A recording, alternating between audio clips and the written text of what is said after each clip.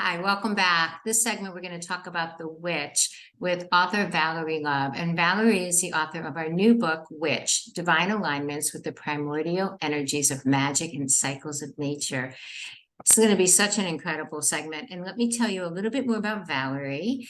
Rev Valerie Love, also known as Kaisi, is the author of 24 books, actually, on practical spirituality, magic, the occult, and Christian witchcraft.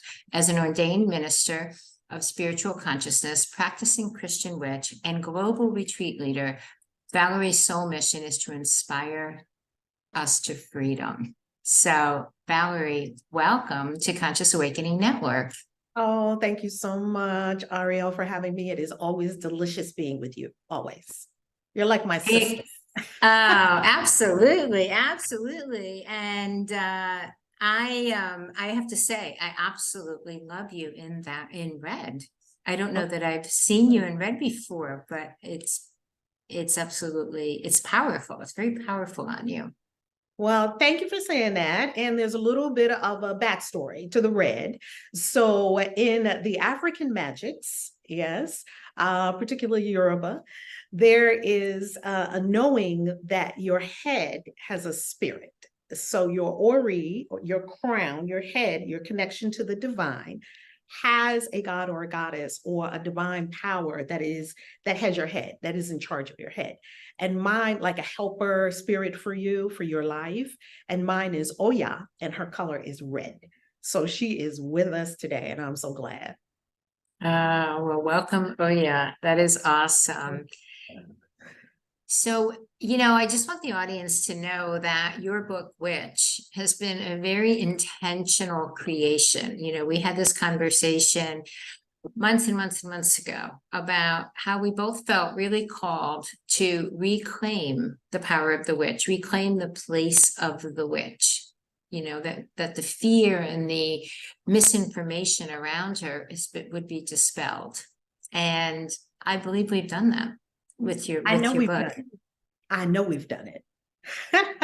And it was a together, this was really a beautiful collaborative experience because my very first writing, because I love to write, I write every day, and I was born to write. I'm a keeper of the word, written and spoken. And my very first time working with a publisher was for my first two books, and it was a wonderful learning experience. And then over the years, I've done publishing with my own publishing company. So this is the first time that I have come to a publisher, that spirit has brought a publisher to me that is aligned with me, that I feel like, yes, they will do it right. They will do it right. And it is such a collaborative effort. And I am so happy with the outcome. So happy. Oh, me too. Me too. I want the whole world to read this book. And I feel compelled. I haven't done this with any other authors, but I just called up your book. And I want everyone to know that I said to Valerie, what does the witch want to say? Go ask the witch what she wants to say. So Valerie did. You did, right? And you came back with what I consider a 21st century anthem, which is so powerful, so empowering, so mysterious, and yet edgy and a little badass, which I believe the witch is anyway, that it just blew me out of the water. The first chapter, the whole chapter of this book is titled I Am Witch, and it is this literal anthem that Valerie wrote. And Valerie, is it okay if I just read the first stanza to give everyone just to set the stage for you then to tell us more about who the witch is? Yes. Would love it. Okay. All right. So this is such a special, unexpected treat. So this is how the book opens, everyone. I am witch. I am the darkness which defies comprehension. I am the light which heals all. I am at home with both death and birth, blood and bones, tears and agony, joy and ecstasy. I am the waxing and waning of the moon, the ebb and flow of ocean tides and streaming waters. I am the cycle of life, the seasons of awakening and sleep, and the currents and tides of all existence. I am primordial, ancient, mysterious, formidable, and exquisite. I am the wielder of immense power and the destroyer of old worlds. I am witch. Mm. Is that just not so phenomenal? And that's just the first stanza. I mean, you have a whole book, whole book. Honestly, Valerie, right? Oh my, it brings a tear to my eyes when I hear it. Because, you know, you prompted like, Val, I want to hear from the witch. Go talk to her and tell me what she said. I said, okay. And I just there with my hands over the keyboard and just, witch, you talk, because I'm just going to move out the way. You talk. Tell them what you are. And boom, it came out. Yeah. And Yeah. you say, well, I was waiting for you to ask. Right. Since you asked, I Yeah. will tell you. Yeah. No, this book is honestly phenomenal. And for you to say that means a lot, because I know that you see a lot of phenomenal books. So by all the authors. So I'm so happy. Yeah, no, the whole series is really tremendous, but there is a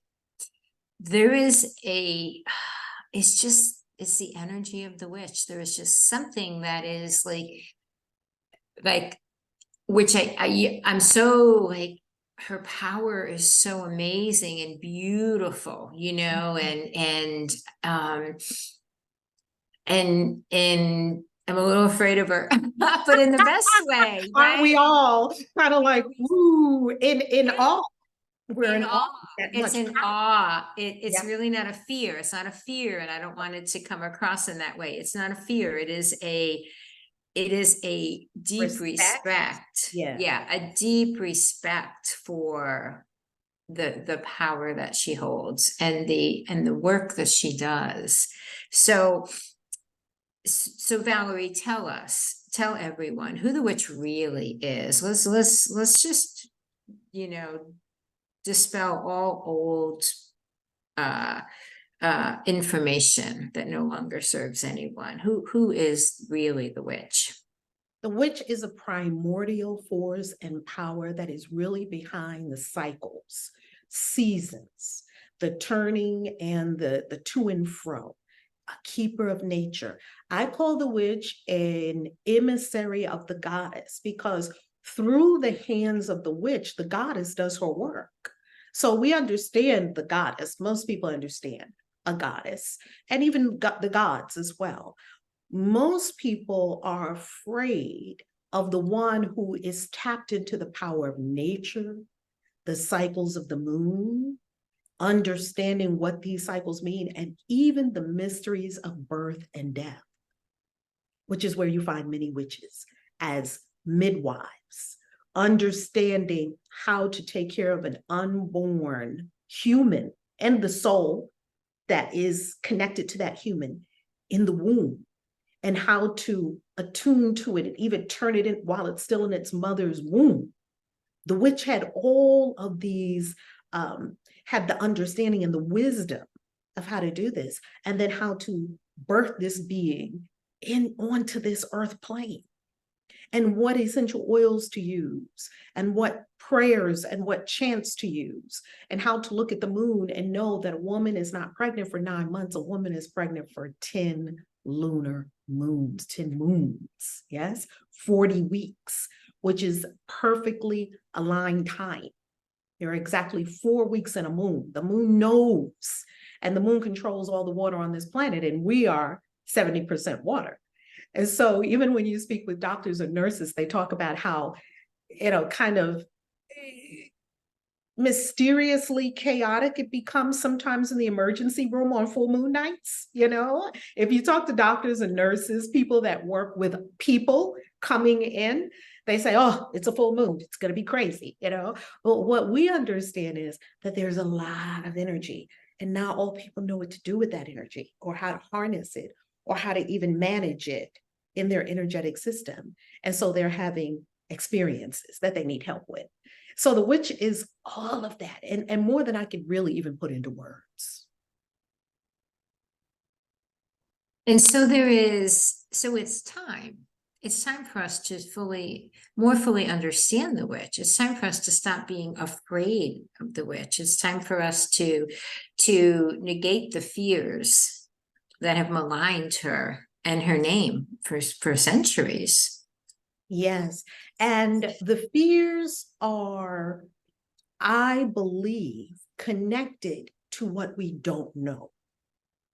I have seen, and this witch is in the book, I see the medium.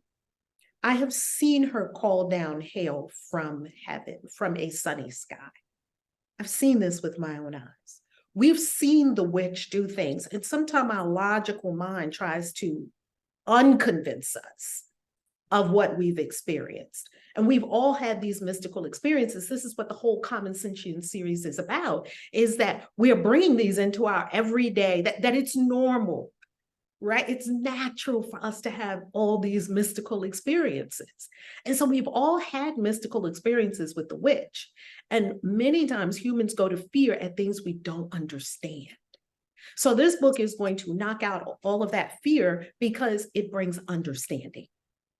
Yes. So let's also dispel some fear around some trigger words that people don't understand. So not only has the witch been maligned, but certain words are misunderstood or certain concepts are misunderstood. So let's talk about the word occult. What does the word occult mean, actually? Just means hidden. So just something that is hidden from sight, that's all. And something that's hidden from sight isn't inherently scary. There's nothing scary about the occult. It's just not lying on the street corner. Yes, we have got to do the work of closing our eyes, turning within, going deep into the dark, yes, the mysteries, and allow it to be revealed to us. And that revealing process takes years, sometimes lifetimes, decades in one lifetime for this occult wisdom to be revealed to us. To tell you the honest truth, a lot of times, Ariel, I say to myself, how did I get to know all the things that I know? Because it is very unhuman that I should know some of the things that I know. And it's because I opened to what was beyond the human and just said, show me. I want to know because I want to be able to convey this to other people who are also seeking. And it's true, knock, and the door will be open to you. Seek and you shall find. So we can't be afraid of seeking and finding. So occult is hidden, nothing evil there. No, not at all. How about the word magic with a K? Ooh, so one of my favorite magicians of all time is Aleister Crowley, and people called him all kinds of names and whatnot. And he even went by the name at some point 666, his whole methodology of doing that was to scare off people that really didn't have any business delving into what he was talking about. He was a master magician. And he was the first one that I know of that put forth the idea of magic with a K to help us understand that this is magic as a spiritual path, as an unfoldment of destiny, versus magic, which is sleight of hand, which you may see Harry Houdini doing, or what you might see in Las Vegas. That's one kind of magic, and we love it. We love it, right? And there's a higher magic here that is of the divine will, that solar plexus chakra, the seat of the will within the being.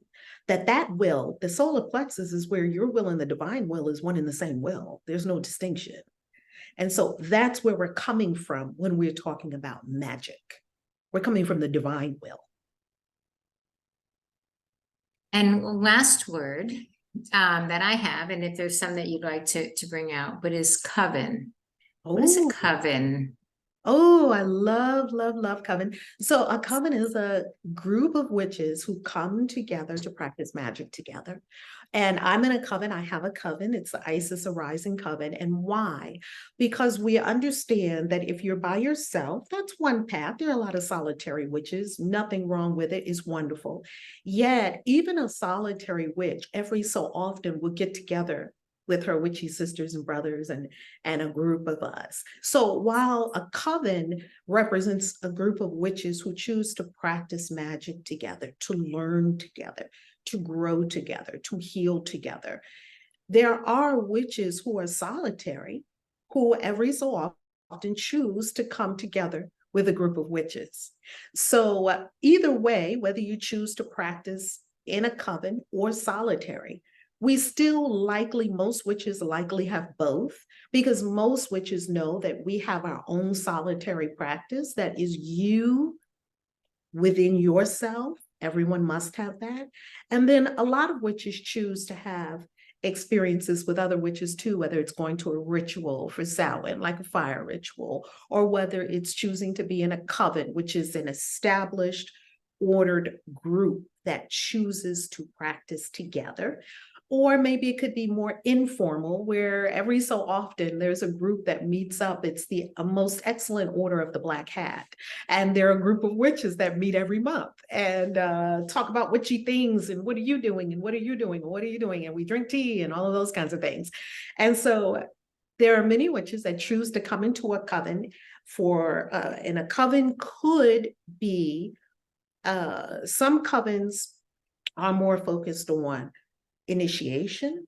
Some covens could be of witches who are already initiated and they're choosing to come together in this small, powerful group to manifest and do magic for all of humanity, the uplifting of all of humanity, or for specific needs of coven members, or for families. There's no limit to what we can do magic for.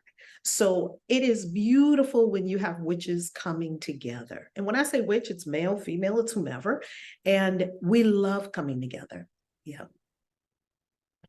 Sounds like community. Sounds like a spiritual community or a religious order or the Knights Templar, or, I mean, it sounds no different than, the thousands of groups of people that come together all the time. The PTA, right? That's You right. come together and, for a purpose with a common shared beliefs or values or things to do and, to learn. So, okay. So occult, magic, and coven. I didn't hear you say one word that was evil or dark or negative in any way. Just words that just have had wrappers of fear put around them that were never really earned, that weren't true. They were not true. And it's very interesting because I'm reading a book about Freemasonry. And it's very fascinating because the Freemasons had this kind of experience too. They were maligned in some places. Of course, the Catholic Church came after them and things like that at one point. And why? Because they had a secret society with rituals that were only known within the group, and they were sworn to not share them with people that are not Masons. And that by itself became suspicious, just because they weren't talking about it publicly. So a lot of the same happens with witches. We don't share our spells. We don't share the things that we're doing in the coven. So sometimes the secretive nature of what is happening gives people sometimes an automatic leap to, well, it must be bad if it's a secret. No, a secret means a secret. It means everybody doesn't have to know. Or that you need to learn certain things before you could have access to that knowledge. Think of the ancient mystery schools. And it's not because the knowledge is evil or bad or anything like that, but it's powerful. And it really needs to you need to understand, you need to truly kind of earn a level of knowledge so that you can handle it, right? And you can handle it in a way that is in a high consciousness, a high vibration. There's a responsibility to certain levels of knowledge, I believe. You're absolutely right. And I've had so far 4 initiations, and each of the initiations were years in the making. So one doesn't just jump up today and say, hi, I think I'm going to be initiated as a witch today. It doesn't happen that way. Yes. So you're absolutely accurate that there is a developmental process that must occur in the consciousness of the adept or the magical practitioner that prepares them to be a conduit of greater and greater spiritual energy. Because if you connect a 125 volt electricity to a 56 outlet, it's going to blow it out. And so the same thing with our bodies, even our nervous system, the spine, all of it must be prepared for greater and greater and greater currents of spiritual energy. And that's an expansive process, and it is a process. Right. Yes. Right. But we can share some information. So there's something called the wares of the witch. And in your book, you have a whole chapter that talks about the wares of the witch, different things that witches use in their processes. And I'd love you to hold up a few of them now and talk about a few of them, because they're going to hopefully illuminate, many people and in ways that they may not have expected. So let's start with something that I think is very common, which is the tarot. And I will tell you, as a young girl being brought up in the Roman Catholic faith, I had a extreme reticence to understanding or learning the tarot, because there was this idea that this was evil or dangerous or something I shouldn't be involved in. It was magical with the K in a way that wasn't positive. So what are tarot cards, or what is the tarot? We'll start with that. That's an excellent question. So here I have one of my little magic boxes, and inside this magic box there's several decks. And so one of the decks that I have that I'll show you here, which is a tarot deck. These are tarot decks. I picked this deck because it's non-threatening. Now, if you see something in a flower pouch, it can't kill you. I promise you, tarot will not kill you. It's not threatening. As you can see, I have a few stones in here. So with this tarot deck, I keep stones inside, and I also keep coins in there for good fortune. And if you look at this tarot deck, this is one of my favorite tarot decks. And the reason this is one of my favorite tarot decks is because it's an herbal tarot deck. You can see the backs of the cards have herbal motif to them. But this is actually the Rider-Waite-Smith tarot deck done in an herb style, which is really wonderful. So as you see these pictures, there really is nothing scary about the tarot. And what we understand about any divination tool, which tarot is a tool of divination, that to divine means to know the mind of God, or the mind of the divine, the mind of the all. So we are truly tapping into the all mind when we use the picture book. And this speaks deeply to the subconscious mind, because the subconscious mind responds to pictures, images.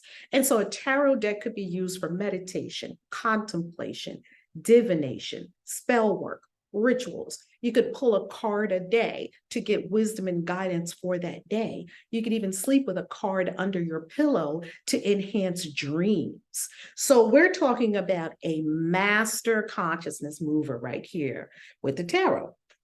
So that's one of my tarot decks that I absolutely love. Now I use tarot in a few different ways. I use tarot if I have, let's say, a gnarly kind of thing going on. And you ever get those moments where you have all these projects and you're wondering, okay, which one do I really need to pour myself into right now? Especially highly creative people who are polymaths. They're good at a lot of different things, like you, Ariel. You're like me with that, right? We're good with a lot of different things, so we could go in different directions. And sometimes I use the tarot deck. I actually have a reading out right now upstairs in my sacred space here in my home, and it has a whole reading. And once I do a reading, I leave it out for a while, and it really gives me depth of understanding. It shows me the players involved. It shows me the possibilities if I go this direction or if I go this direction. And so while tarot doesn't necessarily just say yes or no, it uncovers layers of considerations that might not be apparent to my conscious mind in the moment. So I pray, I'm burning my incense from Egypt. I have some incenses that I love, and I'm burning the incenses, and I'm really into now the mind of the all. Could you show me more about this? And next thing you know, here come answers. So that's a little bit about tarot. We could do a whole course on tarot, Oh and my goodness. with the distinction, though, I think is important, is the tarot does need to be studied and understood because it is a map, right? And you have the major arcana and the minor arcana. There's a lot to it, different than an oracle deck. So just explain for a moment, because most people, I think, pick up oracle decks and, you know, you just draw a card and there's maybe no master map or relation or deeper meaning than a tarot deck. Okay, so a tarot deck is very different from an oracle deck. So tarot in its structure has 78 cards. 22, the first 22 cards are numbered 0 to 21. And those are what we call the major arcana. What is arcana? Arcana simply means secrets. So once again, we're into the occult world, right? The arcane, it's just a secret, right? It's just something not known yet. You can know it if you wanted to know it, and if you did what was required to know it. Anyone can know it if you did what was required to know it. That's important. And so the 0 to 21 are called the majors because these cards connect to the soul. It's a journey of the soul from the Fool, which is numbered 0, all the way to 21, which is the World card. And really, it depicts the journey of the soul. So we all start off on the hero's quest, like the Fool, right? We don't really know what we're going to do on this spiritual path, right? We don't really know what's in store for us. We're willing, though, to step off of this cliff. And so you see the Fool with this little bag on his shoulder, and he's stepping off the cliff. He's looking up, which means we're looking up to our higher nature. Because if we were looking down, our conscious mind would tell us, don't step off a cliff. Yet we know, right? Lower mind would say, danger, don't do that, right? Yet we know in spirituality, we must take a risk. We must step out like Indiana Jones did. And once he stepped out, the floor appeared for him to step across, right? So we understand that we have got to put it in biblical terms, get out of the boat to walk on water. We know we have to do that in spirituality. And he has his little white dog with him, sort of like an intuitive voice, like you have a loyal companion with you. And it goes all the way to 21, where he has achieved now the world. So you do have a great achievement coming. And as you move through this whole journey of the soul, he's getting lessons, right? So his first lesson is the card numbered 1, where he meets the magician. And the magician has a table, and on the table are the things we're talking about, the representation of earth, air, fire, water. So the first person that the Fool meets is the magician, so that he can learn how the universe works. And I really love that because the magician is positioned in the tarot with one hand up and the other hand pointing down at the earth. So he is a channel or a conduit for divine energy, upper energy, to be directed down at the earth plane to create that which you desire here in the physical. That's magic. And so he goes through all of the cards, and then he winds up the world, where it's everything. You have everything. Yes, you've tapped into the all. And then in the second part of the book, because I call tarot a book, a picture book, the second half of the book is 56 cards. And those 56 cards are broken into 4 groups.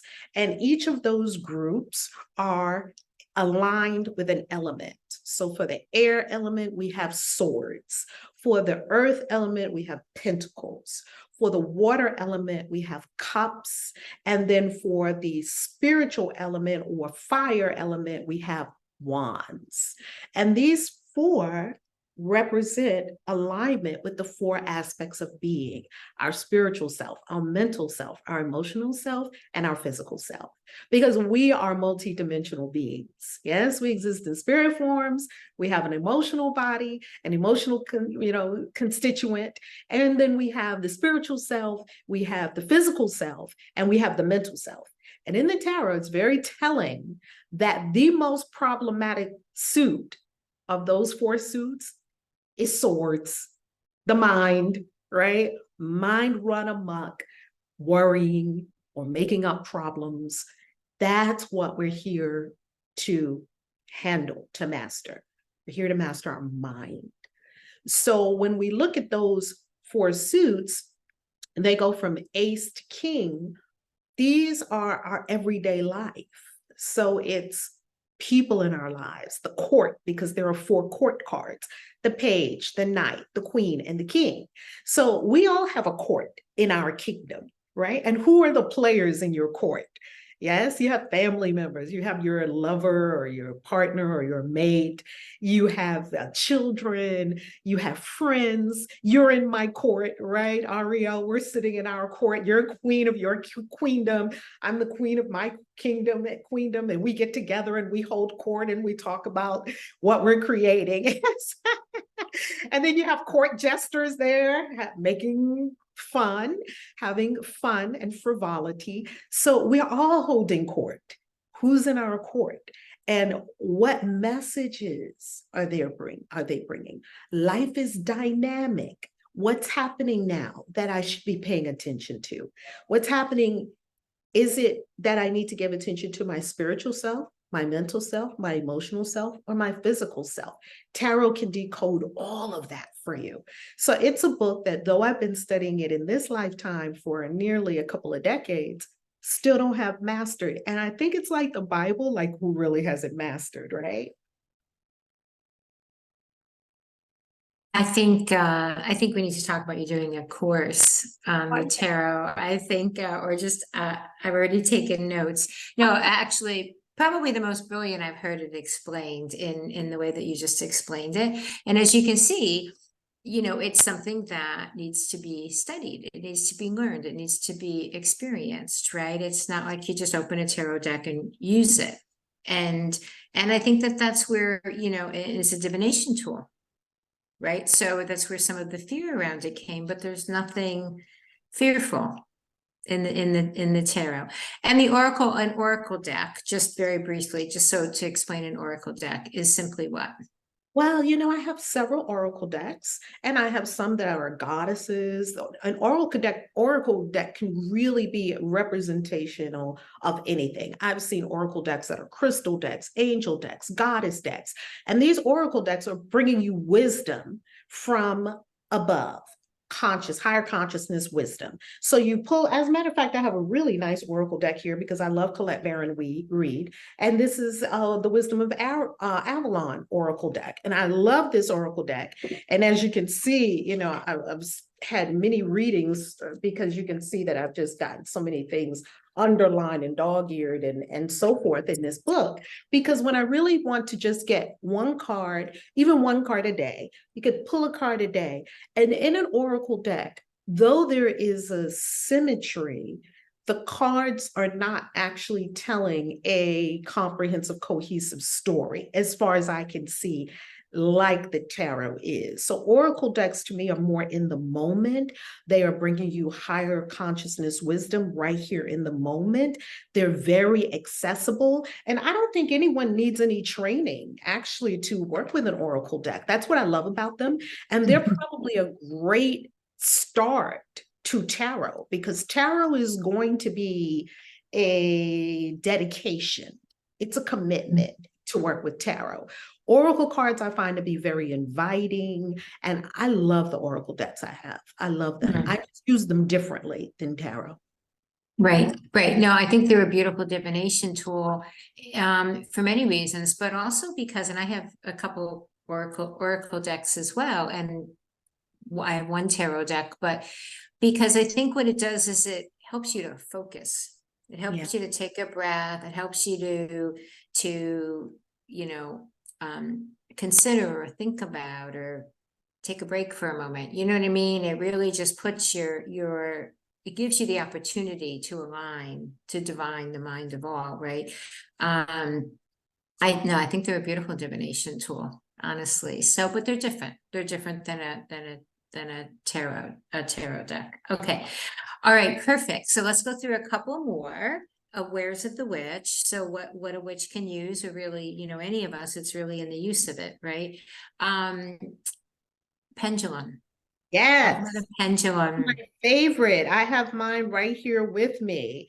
And this is one of my pendulums, and I'll show it to you up close. I actually made this pendulum years ago, beaded it up myself. And then at the end, I put this amethyst, and I don't know if you can see that there's It's a beautiful. Yeah.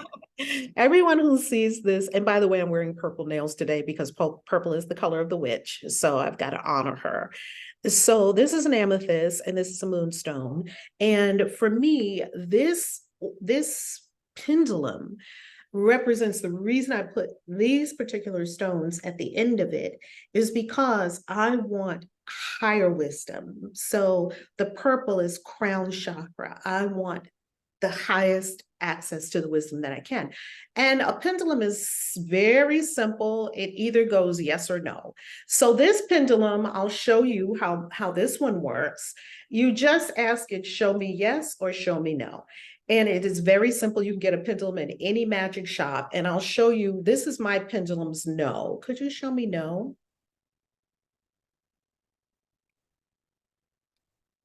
You see it starts to move away from me. Can you see it moving? Mm-hmm. That is a no. This pendulum is calibrated that it moves away from me to show me no. And so this is a very simple tool. Now I'll show you yes. Pendulum, could you show me yes?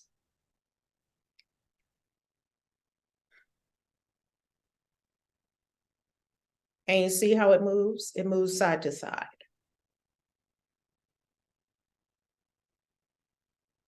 Do you see how it moves for a yes? Absolutely.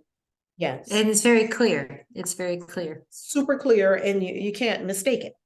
And that's what I like about a pendulum, because if you want to tap into divination that is yes, no, because tarot may not be as clearly yes, no. You could do a tarot reading and still not clearly know yes or no.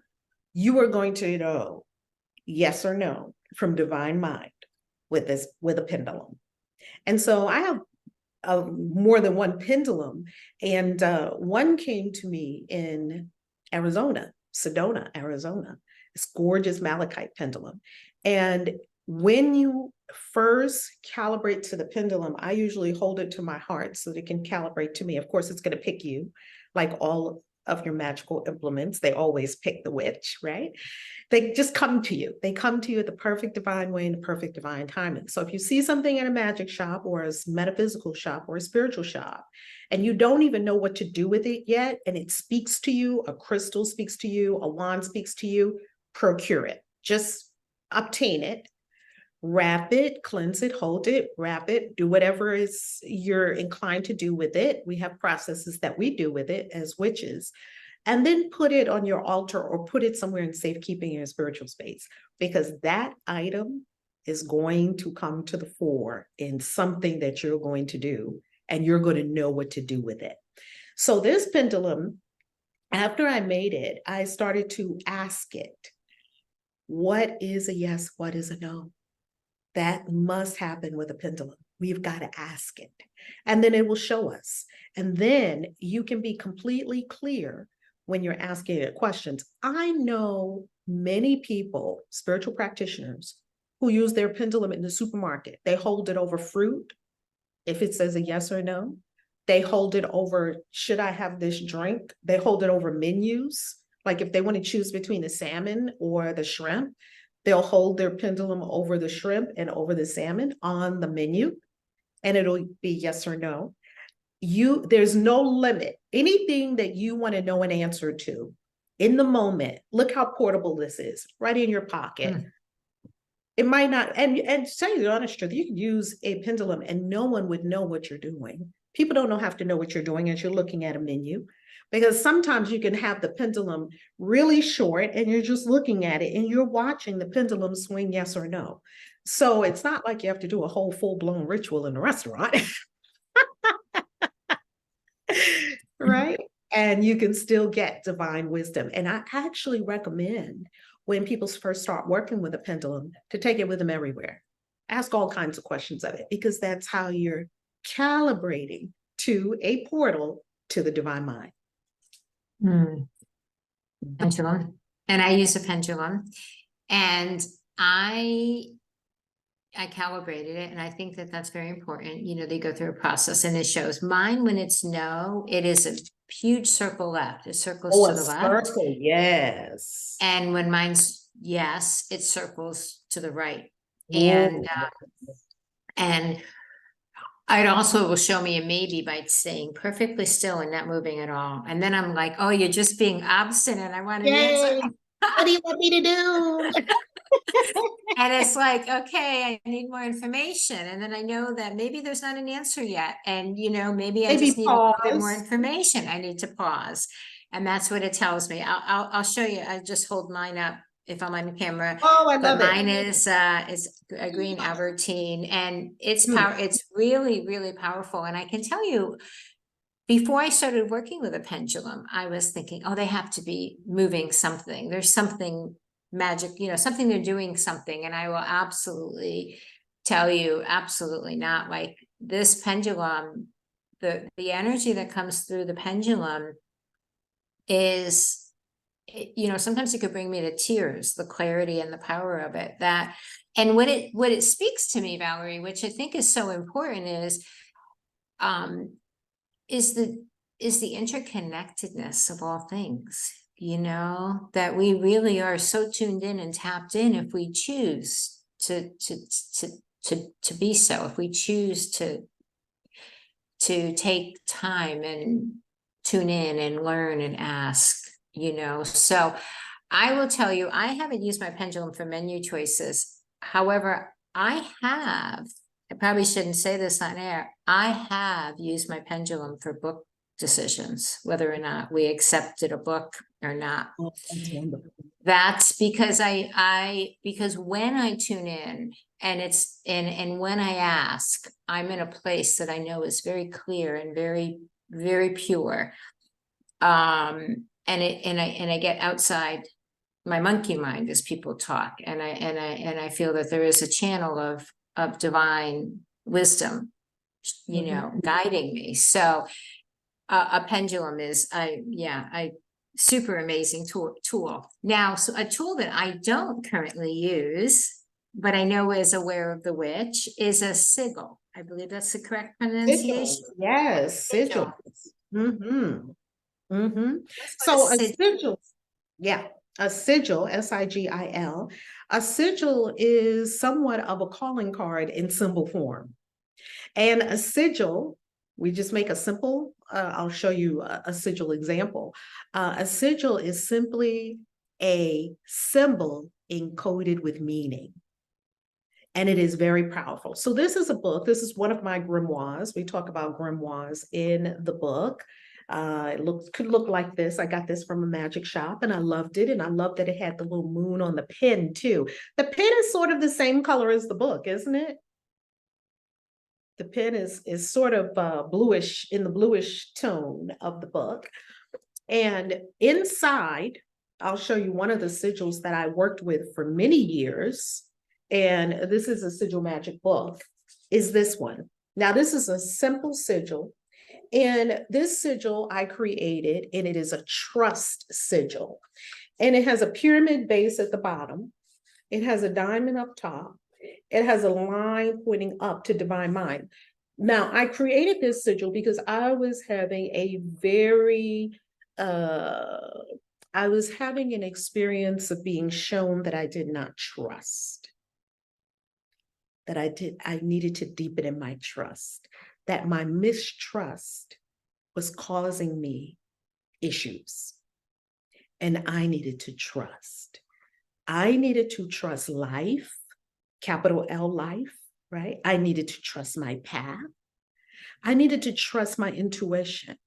And I needed to trust just the whole universe, just all of it. Just trust that the universe has got you. You're okay. All is well. You're on the path. You can't not be on the path. Something's taking care of you. And trust it's going to be okay. And so I needed to get that deeper into my consciousness. And so what I did was I sat down one day and I created a sigil. And I'll give you an example of how you could create a sigil too, because it's very simple. I'm going to go to a blank page in this book and I'm going to show you exactly what a lot of people do with a sigil.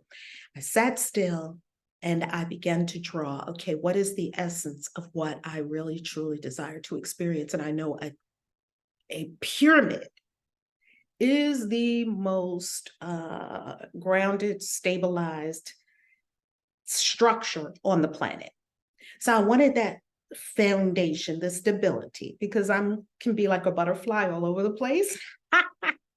So I needed that grounding, right? A little bit. And then above it, a diamond. I wanted to tap into my diamond nature because a diamond, once again, is a hard substance and it's not flimsy, right? It's hard, it can be trusted. And then I wanted an up arrow that would take me higher than the lower conscious mind that's suspicious. Could be I'm from New York. I spent the first 28 to 30 years of my life in New York. And, New Yorkers don't believe anything. I'm from New York City. We're natural skeptics. We think everybody's got an agenda. People are out to get it. I got to protect myself.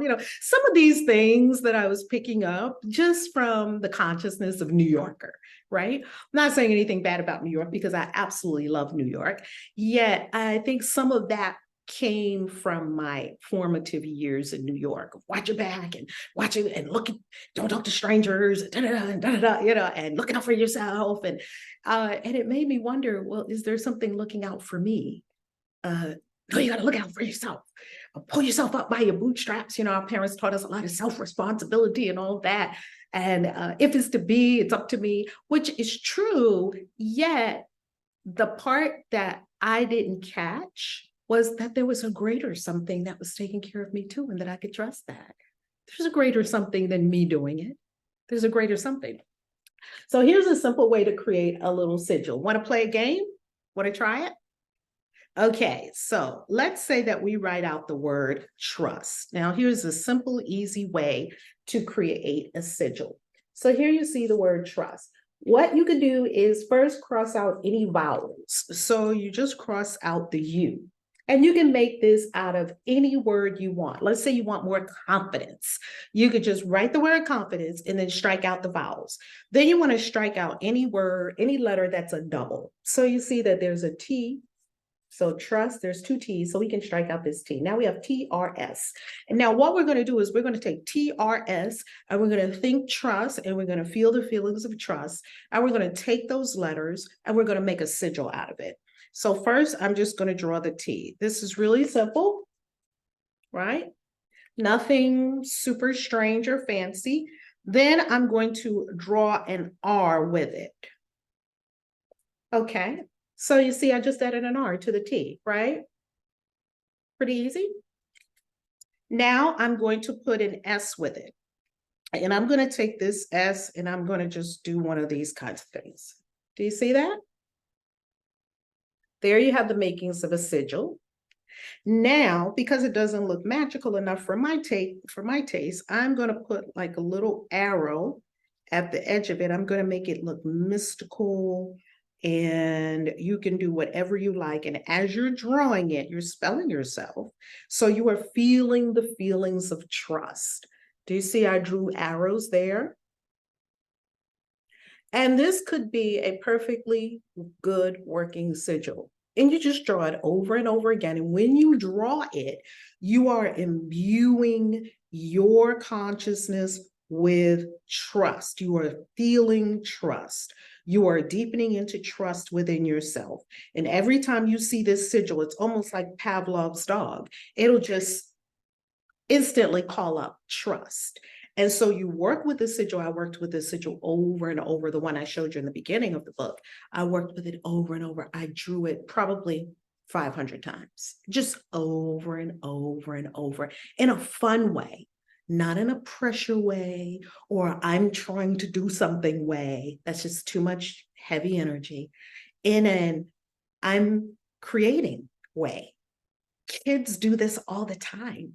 Kids are always making symbols and saying what it means. So bring that kid into it too, because the witch likes to have fun too. She's not just all power and, change and this and that. She likes to have fun. She likes to laugh. She likes to be creative, whip up something new. And so you can work with this sigil over and over again. You just draw it over and over again. And after a while, you will notice that this sigil is having a profound effect on your consciousness. Then what we do a lot of times in sigils is we take the sigil and we put it on the altar. You could even put it under a candle, burn a candle over top of it. And then after a while, we lose the sigil. We put the sigil somewhere completely out of sight. I have found, and sometimes we use it for manifesting too, right? Let's say you want to manifest a car or this or that or the other. You could use sigil magic for all these things. The important part about magic, a very important part about magic, is the release. So once you feel that you've built the energy, and it feels like a yes, the universe has got it. You don't have to keep asking the universe for things. It's got it. It knows what you want. Then you take the sigil and you tuck it somewhere, you hide it. I have found so many of my sigils later, you just forget, it's out of sight, out of mind. And it prevents us from something we call in magic lusting for a result. Lusting for a result is like, is it here yet? Is it here yet? Is it here yet? Which is actually fear that it's not going to come, right? Our impatience is doubt when we really look at it. So it's the relax and the release. Trust the universe. The universe has got you. It's bringing it at the perfect time in the perfect way.